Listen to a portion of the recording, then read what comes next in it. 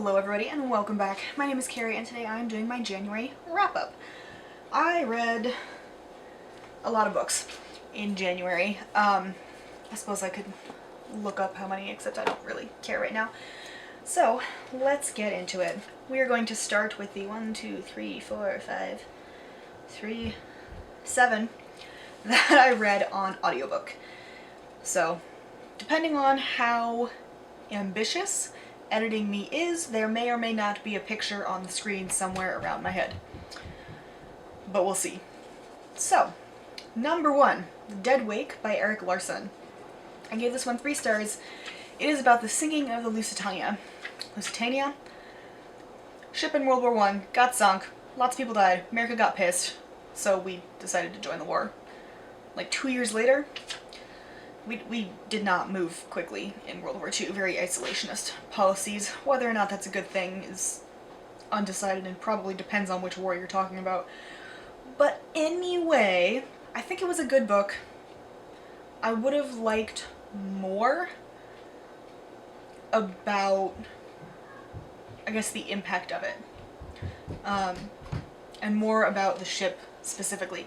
I think he did a good job looking at the overall very broad picture, and he had some details in there, and he writes a great story. Erik Larson's narratives are fantastic.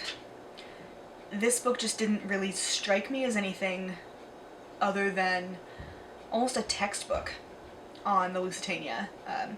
I will say he did have a lot of first person, or primary sources rather, in there, and I enjoyed that. But I kind of wish he had focused more on the ship as a whole as opposed to these very specific people, whom he quoted a lot. Number 2 was Maelstrom by Chris Seabranch. I also gave this one 3 stars. This is the second in the series about a young girl, fantasy world. In the first one, she is going to be forced to marry this really disgusting sheriff of whatever city it is called where she lives, and so she runs away.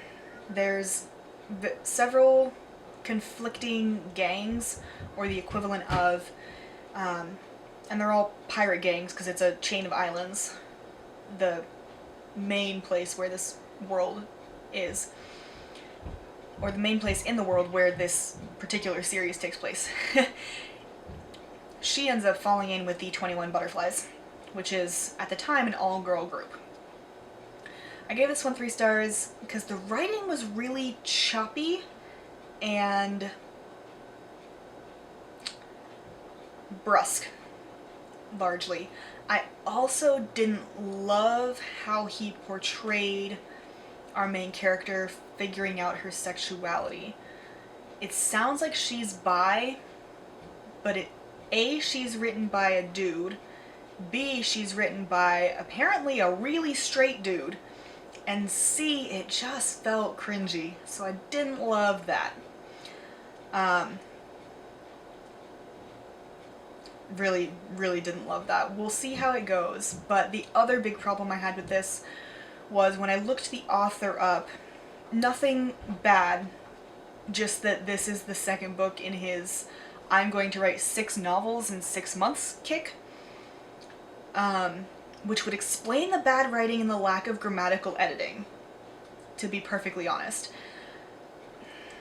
I think that's a great goal to have a draft, if you can write that quickly, but he was a journalist, and clearly should not be permitted to write 6 novels in 6 months, because they're not... The first one was good, this one was less good, and I'm a little nervous, but I do want to continue because I do overall like the characters. They're just some parts I have questions about.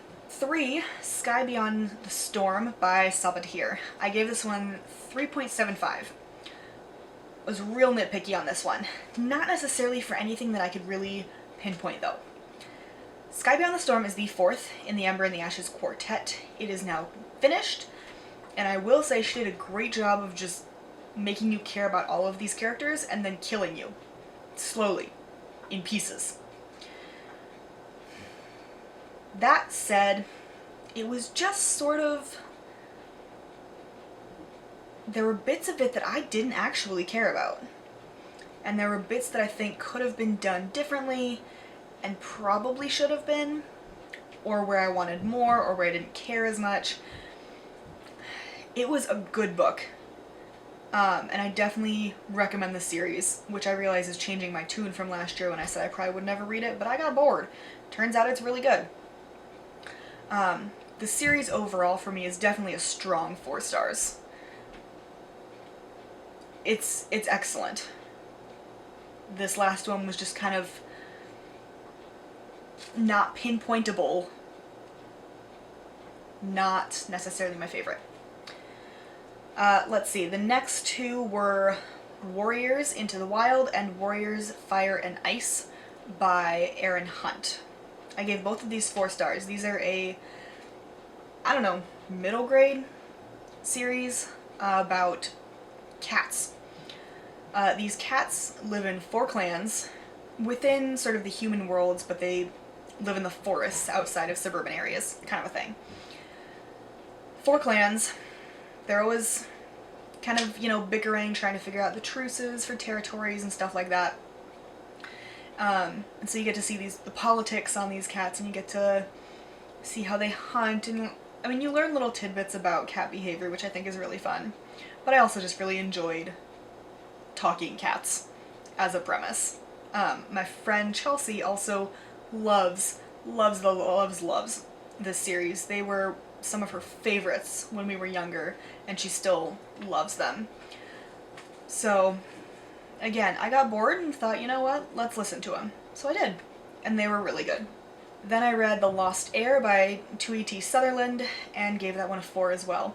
In this one, which is the second book in the series, the Dragonette Prophecy series, Tsunami and her friends end up with the water dragons, and turns out Tsunami has family there.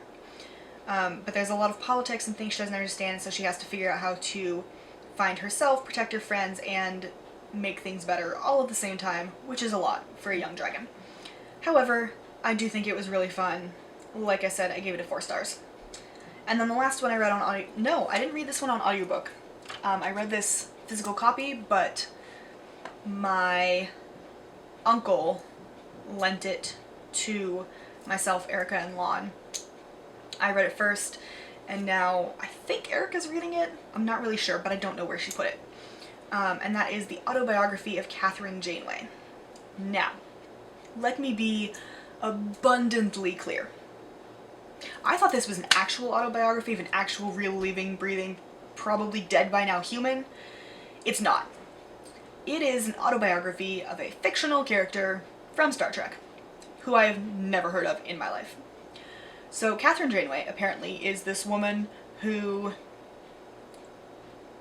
is a legacy, I guess, basically. Her dad was in Starfleet, and so she goes to Starfleet and becomes a pilot and a captain. And she gets stuck in deep space for 7 years on a ship because things, and sort of the relationships of that. It is a 250 page book at most. I gave it a 2.5. It's not bad. I think, if you are a Trekkie and actually know who the hell this woman is, you're going to enjoy it a lot more. I had no frame of reference for this. None whatsoever. So I don't know. I recognize the name Captain Kirk, but I've only seen 6 episodes of the original Star Trek, and then decided I didn't care enough. Come for me if you will, I don't care. So no frame of reference. And 2B, I don't know where I am, it was super short. There were parts where she could have really developed it, and the author could have really developed this character and the people she had around her, and really gone into the legacy and the lore of the Star Trek world, and she just glossed over it. Why would you do that? So I wasn't super impressed with the actual writing. It felt short and cut off and just blah. But again, for a Trekkie who actually knows what the hell's going on, I think it's probably a decent book. So now the physical books. First one, Underground Railroad by Colson Whitehead. I gave this one 4 stars. There were... well, no. I pretty much loved this book.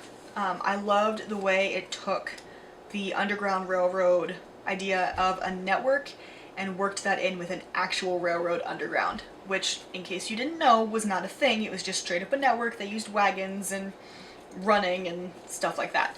I'm sure they had them on trains at some point, but not underground trains, because it wasn't a thing here at the time. It was really good. My biggest problem was the timelines. He did a lot of flashbacks and did not provide a whole lot of differentiation between the flashback and the present. He also jumped years with only a runaway slave notice at the beginning of that section. And so if you weren't paying attention to the date, which I wasn't because I didn't think that was how you were going to introduce timelines, you have no idea. So I had questions and had to go back about halfway through the book to look at the notices and try and figure out the date. I did at that point, but it definitely took me out of the story. So the chronology, there we go, was not my favorite, and that's why I got 4 stars. Then I read Bitter Blue, which was 5 stars, as always, by Kristen Cashore. This is the 3rd book in the Graceling Realm series, and it takes place after the events, about 10 years after the events of Graceling. I love this book. I love Bitter Blue. I think she is an amazing, amazing protagonist. I did a live show with Sarah the Dreamer over on her channel, so I will link that down below if you want to go check it out. A lot of tangents. We had a lot of fun, but I do think it was really good. There were some questions and irritations from others brought up, which are all valid, I mean, but it just has really fun little things in it. Lots of maps and pictures, and I loved it. That was at least my 3rd reread of that book, though. I read Race to the Sun by Rebecca Roanhorse. This is one of the Rick Riordan Presents imprint books.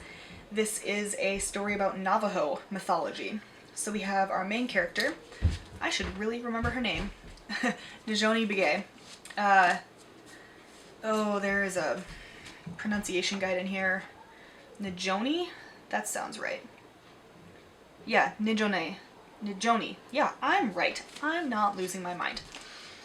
And her brother, and her dad is offered a job, and it turns out he's offered a job by a creature from Navajo mythology, and the creature wants Najoni dead.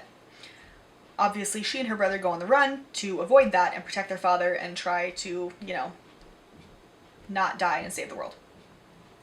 I love this. I don't know anything about Navajo mythology, but I have always been fascinated by Native American culture and history and just adored it. So that's on me for not getting into it sooner, but I love this book, and I want to say I gave it a 4.5 or a 5 stars because it's fantastic. But then, oh my god, I think this might have been like my favorite book of the year. Month? Both? I don't know. And that is Black Sun by Rebecca Roanhorse. Oh my god. 5 stars. 5 fucking stars. Hands down. This one, oh my god. Pre-Columbian based. And we have basically a crescent crescent of land, and there's 3 different locations. So we follow multiple characters as they interact with the politics of this world and try and figure out what's going on and why things are happening, which, I mean, is the plot of everything, right? But it's so good. And also just look at this map, which is going to make a lot more sense than my crescent version, but that's how I envisioned it in the book. And then we have another map. So there's a lot of politics, there's a lot of diversity, specifically I believe non-binary representation in this. There's also bi-rep. There's at least bi, if not pan, I'm not entirely sure, but it's so good. So good. Go pick it up. Then I read the last of the Trials of Apollo series by Rick Riordan, The Tower of Nero. This is the 5th and final book in the Trials of Apollo, and Rick has said that this will be the last book in sort of the Percy Jackson era, which is just super sad. Ugh. But it was also really good. I gave this 5 stars. I loved that Apollo came to terms with himself and how everything came together. Obviously I can't say too much because this is the 5th book. It'd be very spoilery. But it's fantastic, and if you've been reading the series, you know it. I read The Blood of Tyrants by Naomi Novik. This is the 8th book in the Temeraire series. There are 9 total. I will say this one was not my favorite. I gave it 3 stars. I do love her writing. I love that she can adapt to sound much more 19th century in the Temeraire series than she has in others, namely Uprooted. But this one... So the back says, Lawrence and Temeraire end up shipwrecked in Japan. Lawrence gets amnesia, has no memory of anything, and they don't reunite until Moscow. Well, that's great, but misleading, as it turns out, and that kind of bugged me. I think there also should have been more focus on the actual memory loss and the building back of his memories and the building back of his relations with other people, but it just sort of happens suddenly, and there doesn't feel like a lot of leading up to that or build up or foundation for it. So that bugged me, and that was kind of my big problem with it. Temeraire, though, I always love. He's just a giant flying dog, and it's adorable. So I will continue, mostly because I love this series so far, and while this book may have let me down, I'm hopeful that the 9th one won't. Oh god. Then there's this thing. Now,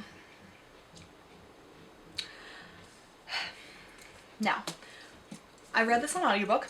It's a 39-hour audiobook, almost 40. I read it on 1.5 speed, and it was still 25 hours. He pines after a woman who doesn't know he exists. He's apparently lost his mind because he read too many chivalric books. And he goes and helps people, but then they end up getting beaten up worse, and he ends up beaten up, along with his servant, Sancho Panza. I can never remember his name. And basically it's this many pages of him going around and getting beat up and going, Dorothea, or whatever the hell her name is. If you haven't read this book, don't do it. Find a graphic novel, or a movie adaptation, or anything but actually reading this book. Because it is awful. I understand its importance as the first modern novel. I get that that's important. I appreciate that it's given us sort of the basis for everything around me. But why in God's name would you think that 900 pages of somebody doing the same damn thing over and over and over would be a good book?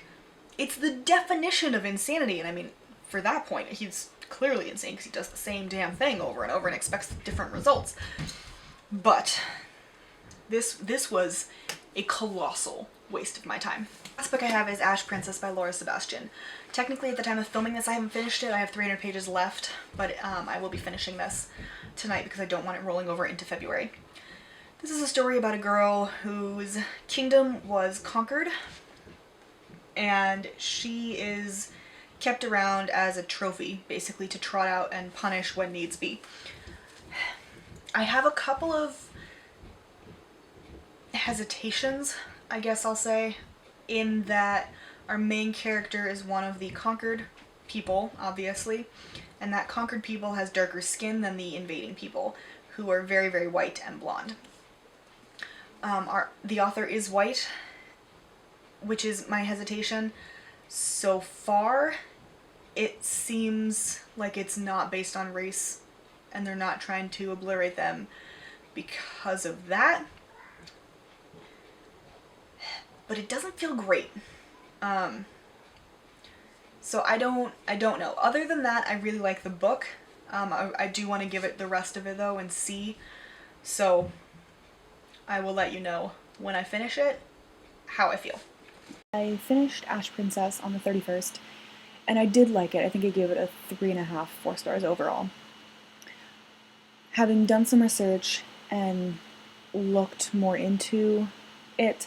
The oppression based on race alone isn't there, so it felt better by the end of the book. She also doesn't focus on that. It's just that these people come in, the conquerors, they come in and they take over every single place that they land because they strip it of all resources. Again, a couple hesitations. If you have resources or thoughts, let me know down in the comments below because I'm always curious. But overall, I did like it, and I will be continuing with the series. Otherwise, those are all the books I read in January. I hope you enjoyed. Let me know what you think of any of them down in the comments below, and I'll see you in the next video. Bye!